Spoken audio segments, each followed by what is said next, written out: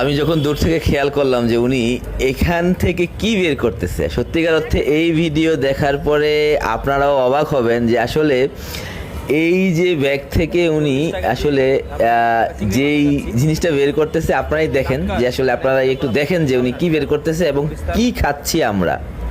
একটু দেখেন, একটু দেখেন আপনারা কি খাচ্ছি আমরা। দেখেন উনি চিংড়ি মাছের একটা মাথা বের করলো এবং এটা একদমই পরিষ্কার না করে উনি এটা ভ্যাসনের ভিতরে দিল। দেখেন, আমি এই জন্য ভিডিওটা করা, আপনাদেরকে সতর্ক করার জন্য। আসলে অনেক সময় আমরা রাস্তার পাশে যেই টাইপের খাবারগুলো দেখতে পাই, এটা কতটুকু স্বাস্থ্যসম্মত দেখেন।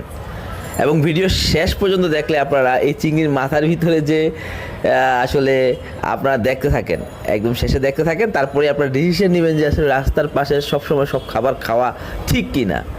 ভিডিও শেষে দেখার পরে আপনারা অবাক হবেন একদম।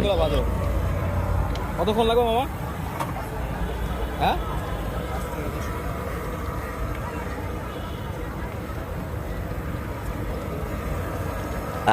আসলে দেখতে অনেক লোভনীয় হলেও যখন আমি এটা হাতে নিলাম তখন আমি একদমই অবাক হয়ে গেলাম। মানুষ আসলে এটা কি খায় এবং এটা কতটুকু স্বাস্থ্যসম্মত। দেখেন তেলে ভাজা হয়েছে কিন্তু ভিতরটা একটু হয় নাই।